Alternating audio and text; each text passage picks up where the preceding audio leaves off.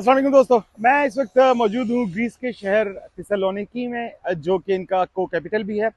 ये एथेंस के बाद ग्रीस का सबसे बड़ा शहर है। इसे लोकल लोग सेलोनिकी भी कहते हैं। ये शहर बनाया था फिलिप सेकंड ने, जो कि अलेक्जेंडर द ग्रेट का बाप था। उसने ये शहर अपनी बेटी, जो कि अलेक्जेंडर द ग्रेट की बहन थी, उसके नाम पे बसाया था। ये यहाँ का एक कल्चरल हब है, यूरोप का बहुत बड़ा। इसकी आबादी तकरीबन 12 लाख है। मेरे लेफ्ट साइड पे इस वक्त आर्कियोलॉजिकल म्यूजियम ऑफ सेलोनिकी है, उसकी भी आपको सैर करवाएंगे। और मेरे राइट साइड पे इनका सी फ्रंट है। ये शहर इस सी फ्रंट के सामने तकरीबन कमोबेश 5-6 किलोमीटर तक फैला हुआ है। और इस सी फ्रंट की पिछली साइड पे यहाँ का बहुत मशहूर वाइट टावर ऑफ सेलोनिकी है, उसकी आपको भी हम सैर करवाते हैं। ये यहाँ का सी फ्रंट है। आपको ये डिफरेंट बोट्स यहाँ पे नज़र आ रही होंगी, जो कि टूर करवाती हैं आपको एजेंसी का। यहाँ की सबसे मशहूर सनत जो है वो जहाज़रानी की है। दुनिया में मेरे ख्याल में शायद 1 आउट ऑफ 5 या 6 जो बहरी जहाज़ हैं वो इनके होते हैं, ग्रीस के, और जिनकी तादाद हज़ारों में है। तो ये सी फ्रंट जो है वो तकरीबन 6 किलोमीटर के एरिए पे है। मैं जिस जगह पे खड़ा हूँ, यहाँ पे इसके बिल्कुल राइट साइड पे आपको ये वाइट टावर नज़र आ रहा होगा बैकग्राउंड में। हम आपको दिखाते हैं। जी दोस्तों, मैं इस वक्त मौजूद हूँ वाइट टावर ऑफ सेलोनिकी के पास। ये आपको वाइट टावर नज़र आ रहा है। ये मोनूमेंट जो है वो इस शहर की असल पहचान है। ये टावर जो है वो आज से तकरीबन 600 साल पहले बनाया गया था उस्मानियों के दौरे हुकूमत में। इससे पहले यहाँ पे एक और टावर मौजूद था, लेकिन वो टावर पार्ट था एक किले का, जो कि बाज़ंतीनी हुकूमत ने बनाया था। वो किला बाद में ख़त्म कर दिया गया। ये टावर बहरहाल महफूज है। इस टावर की ख़ास बात जो हिस्टोरिकल है वो ये है कि यहाँ पे इसको एज अ प्रिजन जो है वो इस्तेमाल किया जाता रहा, और बल्कि हाल ही में इसका जो इस्तेमाल है एज अ प्रिजन ख़त्म किया गया।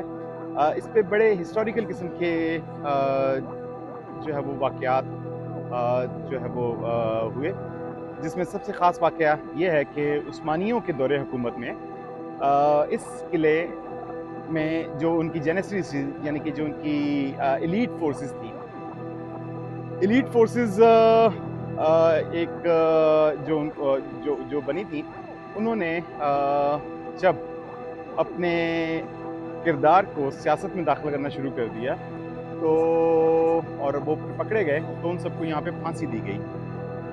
ये इसकी हिस्ट्री है। ये आपको जो है वो साथ इसकी जो कोस्टल लाइन है शहर की वो नज़र आ रही है। ये पीछे बैकग्राउंड में इनका टाउन सेंटर है, जहाँ पे इस वक्त काफ़ी ज़्यादा रौनक है।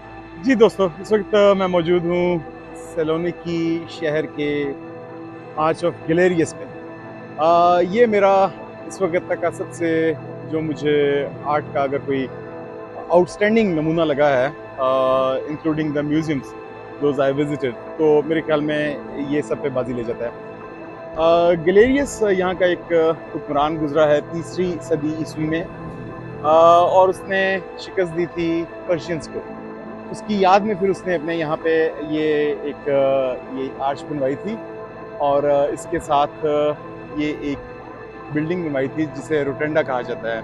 ये बिल्डिंग जो है पहले चर्च के तौर पे इस्तेमाल होती रही बहुत सारे साल। फिर जब यहाँ पे तुर्कियों ने कब्ज़ा किया, तो इसे मस्जिद में चेंज कर दिया गया, जिसका एक ये मीनार आपको अभी तक नज़र आ रहा है।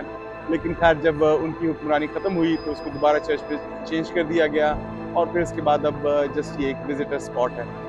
बहुत ही आउटस्टैंडिंग किस्म की ये बिल्डिंग है।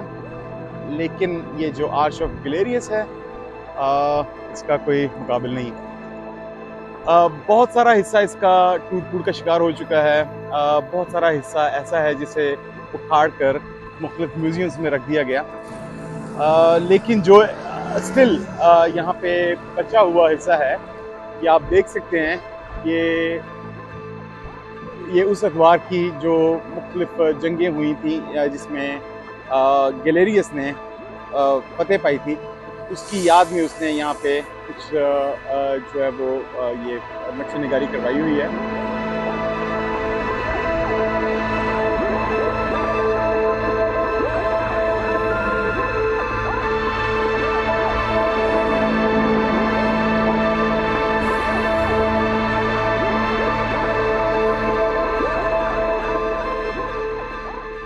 और ये जगह जो टावर है, वाइट टावर, उसके करीब ही है, तकरीबन 900 गज के फासले पर। ये पीछे टाउन सेंटर आपको सारा नज़र आ रहा है। तो यहाँ पे बहुत अच्छी अच्छी कॉफ़ी शॉप्स और रेस्टोरेंट्स भी अवेलेबल हैं, जहाँ पे आप अच्छा टाइम स्पेंड कर सकते हैं। मैं इस वक्त मौजूद हूँ रोटंडा के सामने, और ये आर्च ऑफ गैलेरियस के बिल्कुल साथ है। इससे कुछ ही फासले पर होली चर्च ऑफ डिमेट्रियस है, जो कि अगेन 4वीं सदी ईस्वी में बना था। उसकी ख़ास बात ये थी चर्च की कि एक इनका फौजी था डिमेट्रियस, जो कि वहाँ पे जंग लड़ते हुए मारा गया था, और उसकी याद में उन्होंने एक चर्च बनाया, और फिर बाद में उस फौजी को, डिमेट्रियस को, इन्होंने सेंट का दर्जा दिया। वो चर्च भी बहुत शानदार है, लेकिन चूँकि मैं ऑलरेडी वो देख चुका हूँ तो मैं उस तरफ अब नहीं जाऊँगा, लेकिन वो यहाँ से जस्ट हार्डली कोई 1 किलोमीटर के फासले पर है। रोटंडा के पीछे जो एरिया है, ये सारा ओल्ड टाउन का एरिया है। ये पहाड़ी के ऊपर है, छोटी सी। यहाँ पे आप अपना अच्छा दिन स्पेंड कर सकते हैं। यहाँ पे इनके ट्रेडिशनल ऑटोमन एम्पायर के ज़माने के खासकर कुछ जो है वो बार्स वगैरह मौजूद हैं, और वो उसी तरह उन्होंने प्रिजर्व किया हुआ है सारे आर्किटेक्ट को। दो कोई बहुत ज़्यादा फैसिनेटिंग नहीं है, लेकिन अगर आप सैलोनिकी आएँ तो वहाँ पे ज़रूर विज़िट कर सकते हैं। जी दोस्तों, ये आर्च ऑफ गैलेरियस से अगर आप सीधे टाउन की तरफ आ जाएँ तो तकरीबन 200 गज़ के फासले पर ये पैलेस ऑफ गैलेरियस की बाकियात यहाँ पे हैं। पैलेस तो अब ज़ाहिर नहीं रहा, लेकिन उसके इर्द-गिर्द उन्होंने बाउंड्री लगा के इसे प्रिजर्व कर दिया है। ये ओपन टू एवरीवन है, कोई भी आके ये विज़िट कर सकता है, इसके लिए कोई टिकट वगैरह नहीं है। तो ये गैलेरियस का महल हुआ करता था, जो अब कब्रिस्तान से भी बदतर हालत में है। इसके साथ ही आगे थोड़ा सा जाएं, यहाँ से तकरीबन 500 मीटर आगे तो हेगिया सूफिया है। हेगिया सूफिया नाम का एक चर्च इस्तांबुल में भी है, जो कि बहुत मशहूर है। आपने ज़रूर उसके बारे में सुना होगा या देख रखा होगा या उसकी तस्वीरें देखी होंगी। तो बहरहाल यहाँ पे जो हेगिया सूफिया है, इसकी भी बहुत हिस्टोरिकल इम्पोर्टेंस है। ये 7वीं सदी ईस्वी में बना था, और तब से कॉन्स्टेंटली जो है ना वो इन यूज़ है, और बहुत ही खूबसूरत है। लेकिन बहरहाल मैं अब उस तरफ नहीं जाऊँगा। अगर ये जो पैलेस ऑफ गैलेरियस है, इससे पीछे की तरफ चले जाएं तो यहाँ का एक मशहूर चौक है जिसे एरिस्टोटल स्क्वायर कहते हैं। जिस तरह टाइम स्क्वायर है न्यूयॉर्क में या लंदन में पिकेडिली सर्कस है, सैलोनिकी के लिए एरिस्टोटल स्क्वायर की बहुत इम्पोर्टेंस है। और यहाँ पे साथ ही बहुत सारी कॉफ़ी शॉप्स मौजूद हैं। पीछे शॉपिंग के लिए बड़ा ज़बरदस्त एरिया है अगर आप शॉपिंग करना चाहते हैं, और ये सोवेनियर्स वगैरह अगर आप लेना चाहें तो इसके साथ साथ आपको बेशुमार दुकानें मिलेंगी। तो दोस्तों, इस वक्त हम यहाँ पे एजेंसी पे मौजूद हैं सैलोनिकी में। ये वाइट टावर के साथ ही ये ये बोट राइड्स हैं। ये हाफ एन आवर की है। ये पायरेट शिप है बेसिकली। बहुत ज़्यादा एक्सपेंसिव नहीं है।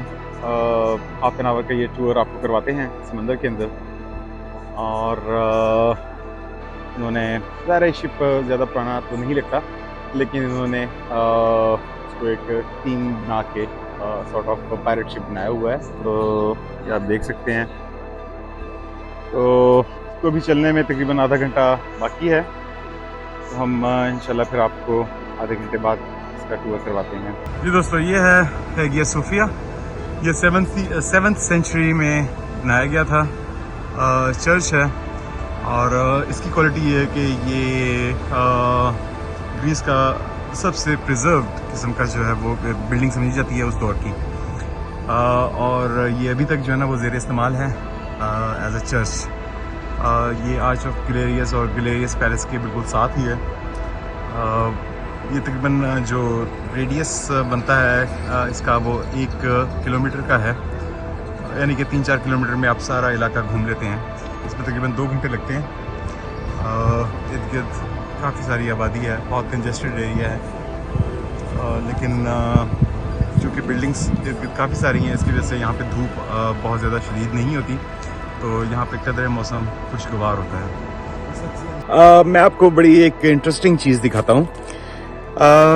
ये मेरे साथ ये मैं मेन रोड पे हूँ इस वक्त, एक छोटी रोड है बहरहाल, और इस पे ये इस तरह का एक पिलर आपको नज़र आ रहा है जिसके ऊपर एक क्रॉस बना हुआ है। ये मुख्तलिफ शेप्स में है, ये आप देख सकते हैं। ये यहाँ पे आपको जा बजा जो है वो रोड के किनारे लगे नज़र आएंगे। मैं जिस दिन से आया था मैं सोच रहा था कि शायद ये कोई जिस तरह मोनेस्ट्री होती है या चर्च होता है, शायद इबादत करने के लिए इन्होंने जगह बनाई हुई है, और कई जगह पे तो एक साथ जो है ना वो 7-8 लगे हुए होते थे। खैर कल मेरे एक ग्रीक दोस्त है, उससे मेरी बात हुई तो मैंने उससे फिर पूछा, तो उसने मुझे बड़ी इंटरेस्टिंग बात बताई। उसने ये बताया कि ऐसे तकरीबन 20 साल पहले तक यहाँ पे रोड्स की हालत बहुत ज़्यादा ख़राब थी ग्रीस में। उसकी वजह से एक्सीडेंट्स जो है ना वो बेशुमार होते थे और बेशुमार लोग मरते थे। बहरहाल जो लोग बच जाते थे किसी ख़तरनाक एक्सीडेंट में, तो जिस जगह पे एक्सीडेंट हुआ होता था वो फिर खुदा का शुक्र अदा करने के लिए उन्होंने ये बनाना शुरू कर दी। और ये मतलब इस वक्त मैं हज़ारों के हिसाब से जो है ना वो ऑलरेडी ये देख चुका हूँ, और मुझे यकीन है कि ये लाखों के हिसाब से पूरे इसमें ग्रीस में जो है ना मौजूद है। ये बहरहाल यहाँ का एक स्पेशल कल्चर है जो मैंने कहीं और नहीं देखा। मैं इस वक्त यहाँ पे थिस्सलुनीकी के साथ ही एक छोटा सा गांव है जहाँ पे इन्होंने डिस्कवर किए हैं जो फिलिप सेकंड, जो कि अलेक्जेंडर द ग्रेट का बाप था, उसका टूम, और साथ उसकी जो बाकी फैमिली थी उनकी टूम्स। इसमें अलेक्जेंडर द ग्रेट तो खैर नहीं ज़ाहिर है क्योंकि उसका टूम तो अभी तक नहीं मिल सका। तो बहरहाल ये मैंने खैर विज़िट किया है। अंदर वीडियो बनाने की इजाज़त नहीं थी, थोड़ी बहुत मैंने वीडियोज़ बनाई हैं जो मैं आपके साथ शेयर करूँगा। ये हाईली रिकमेंडेड है अगर कोई आप में से ग्रीस आता है और ख़ासकर नॉर्थ ग्रीस में ठहरता है तो इस जगह को ज़रूर देखें। रॉयल टूम्स हैं इनका नाम है, और it's worth visiting these because यहाँ पे जो इनको ख़ासकर जो बाकियात मिली हैं या जो ख़जाना मिला है उन टूम्स के अंदर बहुत ज़्यादा फैसिनेटिंग है। अच्छा दोस्तों, ये इस वक्त जहाँ से मैं गुजर रहा हूँ यहाँ पे ये प्लम के बहुत सारे ट्रीज़ हैं, ये आपको नज़र आ रहे हैं। फ़िलहाल ये मुकम्मल तौर पे पके नहीं हुए, इसमें अभी थोड़ा सा टाइम है, लेकिन ये बड़े खूबसूरत जो है वो ट्रीज़ हैं और इस पर बहुत ज़्यादा फ्रूट लगा हुआ है।